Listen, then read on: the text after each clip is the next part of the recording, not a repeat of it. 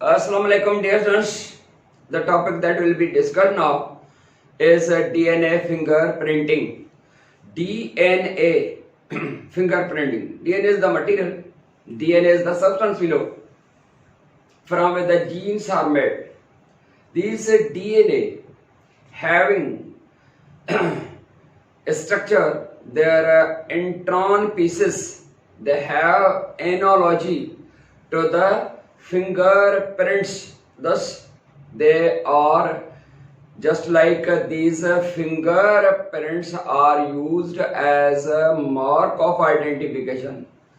The sequence of intron pieces within DNA, they are also used as a mark of identification, because of which this is known as DNA fingerprinting, meaning a sequence of the intron pieces is used as a mark of identification, just like the fingerprints are used as a mark of identification. मतलब त DNA खे जेको आहे as a mark of identification सुञाणप जी निशानी जे तौर ते जेको आहे चयो आहे जीअं फिंगर जी जेके प्रिंट्स जेके हूंदियूं आहिनि, माना जेके लाइनूं लीका हूंदा आहिनि, इहे बि हेरिटेबल हूंदा आहिनि, माना पेरेंट्स खां ऑफ स्प्रिंग जे तरफ़ जेको आहे सो क्वेश्चन तो तेरा is that intron pieces of sequence of intron pieces of the DNA छा मतलब आहे इन जो बेटा असां हिकड़ी पॉइंट टॉपिक में पढ़ी आया हूं त ही जेका जीन हूंदी आहे उन जीन में या डीएनए में हिकड़ा इंट्रॉन पीसेस हूंदा आहिनि ऐं ॿिया एक्सान हूंदा आहिनि। हिकड़ा इंट्रॉन ऐं ॿिया एक्सान, इंट्रॉन ऐं एक्सान पीसेस आहिनि। हाणे इंट्रॉन ऐं एक्सान पीसेस आहिनि बेटा, ही जेको आहे सो आहे इंट्रॉन, ही भी आहे इंट्रॉन। ॿिनि इंट्रॉन जे विच में हीअ जेका आहे इहो आहे एक्सान, इहा आहे EXON एक्सान। त इंट्रॉन ऐं एक्सान माना का बि डीएनए खे जेकर असां गौर सां ॾिसंदासीं त उन डीएनए में इंट्रॉन एंड एक्सान आहिनि। इंट्रॉन जेके हूंदा आहिनि इहे non functioning non coding pieces आहिनि एंड इहे जेके इंट्रॉन नॉन फंक्शनिंग या नॉन कोडिंग पीसेस आहिनि, इन्हनि खे एज मार्क ऑफ आइडेंटिफिकेशन जे तौर ते इस्तेमालु कयो वियो आहे। इंट्रॉन पीसेस जी जेका लेंथ हूंदी आहे, छो त इंट्रॉन पीस या डीएनए मॉलिक्यूल जेको हूंदो आहे उहो हिकिड़ी लंबी चेन आहे न्यूक्लियोटाइड्स जी। त ही जेके इंट्रॉन पीसेस आहिनि, ॾिसी रहिया हो त के इंट्रॉन पीसेस साइज में नंढा आहिनि, के थोड़ा वॾा, के अञा वॾा। त ईअं इंट्रॉन पीसेस जी जेका, छो त इंट्रॉन पीसेस बि सीक्वेंस ऑफ द न्यूक्लियोटाइड आहे, हिन जी केतिरी लेंथ थी सघे थी 20 to 40 nucleotides, nucleotides 20 to 40 nucleotides. यानी ही जेके हूंदा आहिनि इंट्रॉन पीसेस, उन्हनि में न्यूक्लियोटाइड जेको आहे सो नंढो आहे त उन में 20 न्यूक्लियोटाइड आहिनि, उन खां थोरो वॾो आहे 24 आहे, 28 आहे, अप टू 40 न्यूक्लियोटाइड्स जेको आहे न उन जी लेंथ हूंदी आहे। ऐं अहिड़े तरीक़े सां इहे नॉन कोडिंग ऐं नॉन फंक्शनिंग आहिनि। जेकर असां सपोज ट्रांसजेनेसिस जे प्रोसेस जे लाइ असां जीन ऑफ इंटरेस्ट प्लाज़मिड सां अटैच करे आरडीएनए मॉलिक्यूल ठाहींदा आहियूं त उते डायरेक्ट जेकॾहिं जीन इहा इस्तेमालु थी इंक्लूडिंग इंट्रॉन एंड एक्सान पीसेस, त उते इहा जीन ऑफ इंटरेस्ट असांजी कंहिं बैक्टीरियल सेल जे अंदरि, कंहिं ॿिए एनिमल या प्लांट सेल जे अंदरि उहा वर्क न कंदी। त पोइ इंट्रॉन पीसेस हुन जा रिमूव कबा आहिनि, कट करे, ऐं जेके बि एक्सान पीसेस थींदा उहे सभई पाण में स्प्लाइस कबा आहिनि, माना अटैच कबा आहिनि लिगेस एंजाइम जे मदद सां। ऐं हाणे इंट्रॉन पीसेस खां सवाइ विदाउट इंट्रॉन पीसेस उते उहा जीन वर्क कंदी, पंहिंजो पाण खे एक्सप्रेस कंदी। पर हाणे जॾहिं ही इंट्रॉन पीसेस नॉन फंक्शनिंग आहिनि, पर उन्हनि जो हिकिड़ो फंक्शन ज़रूर आहे, they are used as mark of identification। उन्हें जेका न्यूक्लियोटाइड जी सीरीज या सीक्वेंस जेका हूंदी आहे उहा इस्तेमाल थींदी आहे, उहा ट्रांसफर थींदी आहे। From parents to offspring, generation after generation, या जेका सीक्वेंस आहे बगैर कंहिं चेंज थियण जे या ट्रांसफर थींदी रहंदी आहे from generation to generation, generation to generation. तंहिंजे करे इन जे सीक्वेंस माना इंट्रॉन पीसिस जे न्यूक्लियोटाइड सीक्वेंस यूज कई वई आहे एज मार्क ऑफ आइडेंटिफिकेशन, ताकि इन्हनि जी जेका लेंथ आहे इंट्रॉन पीसिस जी उहा वेरिएबल आहे, माना घटि वधि आहे, नंढी वॾी आहे, 20 to 40 न्यूक्लियोटाइड्स लेंथ में आहे। इहे पीसिस जा फ्रेगमेंट्स जेके आहिनि उन जे करे हिन जे इन डीएनए जे इन पीसिस जे सीक्वेंस जो नालो ॾिनो वियो आहे रिफ्लिप्स।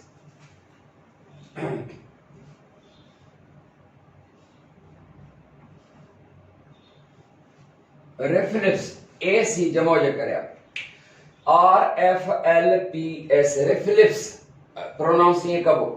छा मतिलबु आहे हिन जो फुल फॉर्म छा आहे? Restriction, fragment, length, polymorphism. छा मतिलबु थियो? रिस्ट्रिक्शन जो मतिलबु इहो आहे त इहे इंट्रॉन पीसिस जे न्यूक्लियोटाइड जी जेका सीक्वेंस तरतीब आहे उहा रिस्ट्रिक्टेड आहे, महदूद आहे सिर्फ़ ऑफ स्प्रिंग ताईं, वरी उन्हनि जे ऑफ स्प्रिंग ताईं, माना जनरेशन ऑफ जनरेशन उहा रिस्ट्रिक्टेड आहे, महदूद आहे। फ्रेगमेंट माना ये जेके इंट्रॉन पीसिस जा जेके फ्रेगमेंट्स आहिनि, माना पीसिस जेके आहिनि उन्हनि जी फ्रेगमेंट लेंथ, उन्हनि जी लेंथ जेका आहे उहा हिकु जहिड़ी न आहे। छो त जेका फ्रेगमेंट जी जेका लेंथ आहे इंट्रॉन पीसिस जेके आहिनि जेका फ्रेगमेंट जेका लेंथ आहे उहा पॉलीमॉर्फिक आहे। पी फॉर पॉलीमॉर्फ, माना मेनी उन्हनि जूं शिकिलियूं आहिनि ऐं अलॻि अलॻि जेको आहे सो आहिनि ऐं उन्हनि जी साइज़ जेका आहे उहा बि अलॻि आहे। The reference they can say they are used as a mark of identification। यो प्रोसेस जेको आहे सो कीअं हूंदो, उन प्रोसेस में छा कबो ऐं हीअ जेका अॼुकल्ह जेका डीएनए फिंगर प्रिंटिंग आहे इहा फॉरेंसिक साइंस में इस्तेमालु थी आहे। अदालती जेको आहे सो मसइलनि में जेको आहे सो सपोज पेरेंट ते जेको आहे सो को डिस्प्यूट आहे, पेरेंटेज ते को नंढो ॿारु आहे उनजो दावेदार आहे त हीउ छो त ॿार अॻवा थी वेंदा आहिनि ऐं ॿिया बि खोड़ सारा वाक़िया थींदा आहिनि। कंहिं ॿार जी डेथ थी वञे, उहो ॿारु सुञाणप में नथो अचे त कीअं आइडेंटिफाई कजे, या ॿारु अॻवा थी थो वञे त उनखे कीअं आइडेंटिफाई कबो। पेरेंटेज डिस्प्यूट आहे, ॿ जेके आहिनि से या टे माण्हू आहिनि जेके चवनि था त हीउ जेको आहे सो मुंहिंजो औलाद आहे, नंढड़ो ॿारु आहे, पंहिंजा पेरेंट्स बि नथो सुञाणे, त पोइ छा कबो? बॉडी जे कंहिं बि ब्लड मञा या बॉडी जे कंहिं बि सेल जेको आहे सो वठी करे उनखे आइडेंटिफाई कबो आहे। पेरेंटेज डिस्प्यूट जेके आहिनि से माना वल्दियत ते जेके झगड़ा आहिनि उन्हनि खे हल करण जे लाइ इस्तेमालु थियो आहे। हाणे इहो कीअं थींदो? या इवन कॾहिं कॾहिं क्राइम जेके आहिनि से थींदा आहिनि, कंहिं जाइ ते जेको आहे सो को क्रिमिनल वियो आहे, उते झेड़ो झगड़ो थियो आहे, उते कुझु न कुझु क्राइम सीन ते छॾे ईंदो आहे। ब्लड जेको आहे सो या इवन हेयर वार जेके हूंदा आहिनि या असांजा एपिडर्मल सेल्स जेके हूंदा आहिनि उहे हर जाइ ते एपिडर्मल सेल जेके आहिनि से शेड ऑफ थींदा रहंदा आहिनि, किरंदा छणंदा रहंदा आहिनि। या वरी इवन जेको आहे सो को अहिड़ो क्राइम थो थिए जंहिंमें उहो जेका सेमिन आहे उन में जेके सेल्स स्पर्म हूंदा उन्हनि खे इस्तेमालु कयो वेंदो आहे एज़ अ सैंपल। हाणे हिन जी सीक्वेंस जेका आहे तरतीब इंट्रॉन पीसिस जे अंदरि न्यूक्लियोटाइड जी सीक्वेंस उहा रीड कबी, हिकिड़े माण्हू जी बि रीड कबी ऐं ॿिए जी बि कबी, जंहिंसां उहो टेली करे मिले उहो उन सां वास्तो रखे थो। सपोज हिकिड़ो ॿारु आहे, उन जी डीएनए सीक्वेंस जेका असां चेक कई वई, ॿिया जेके ॿ दावेदार आहिनि त हीउ असांजो ॿारु आहे, उन्हनि जी बि जेका असां सेल जे सैंपल वठी करे उन्हनि जे डीएनए जे इंट्रॉन पीसिस जी सीक्वेंस रीड कई वेंदी ऐं अहिड़े तरीक़े सां जंहिंसां बि हुन जी टेली करे माना मैच करे माना मिले त इहो फ़ैसिलो थींदो त हीउ ॿारु जेको आहे सो हिन जो आहे या हिन जो आहे। हाणे इहो प्रोसेस कीअं रीड थींदो? हिन इंट्रॉन पीसिस जे न्यूक्लियोटाइड जी सीक्वेंस उहा कीअं रीड थींदी? प्रोसीजर छा आहे अचो त सम्झो। बेटा छा कयो वेंदो? सभ खां पहिरीं छा कयो वेंदो त जेकर सपोज पेरेंटेज ते डिस्प्यूट आहे त ॿार जो जा ब्लड सेल्स वरिता वेंदा या ॿार जे बॉडी जा epidermal cells, muscle cells, skin cells, body जो कहिड़ो बि सेल्स वठी करे उन सेल्स खे सेल्स मंझां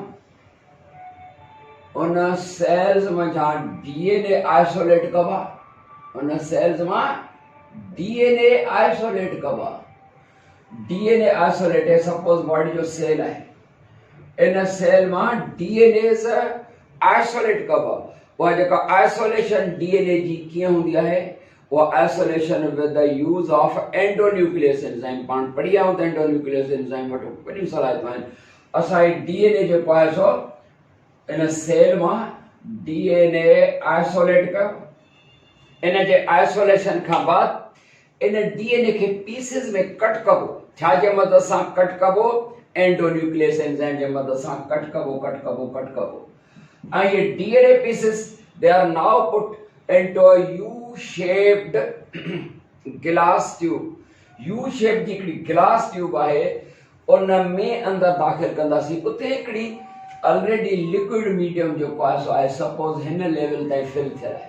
उन खां बाद छा कबो त ही सपोज असां वटि हिकिड़ी प्रोसेस जेको इन्वॉल्व हाणे हूंदो उहो आहे इलेक्ट्रोफोरेसिस। प्रोसेस कहिड़ो थींदो?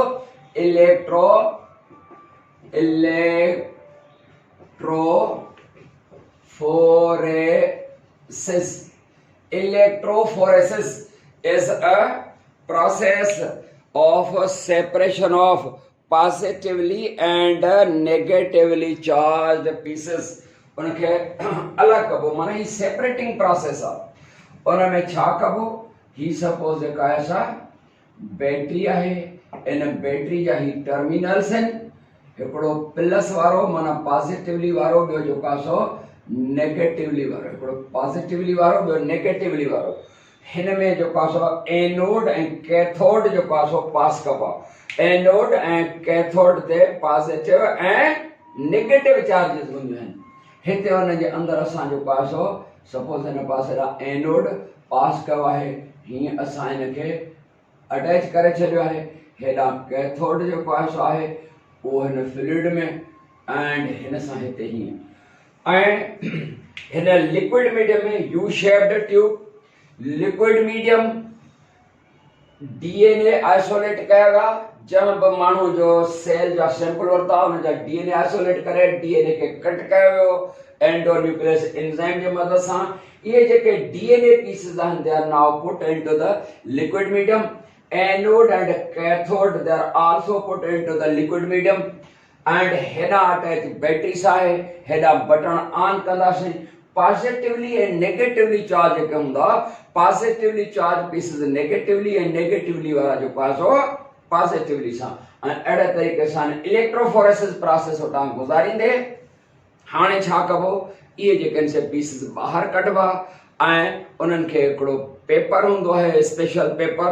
उन पेपर ते जेको आहे सो उहे लाहे सेट करे ऐं हाणे इन्हनि खे हिकिड़े एक्सरे माइक्रोस्कोप सां उन्हनि खे रीड कबो।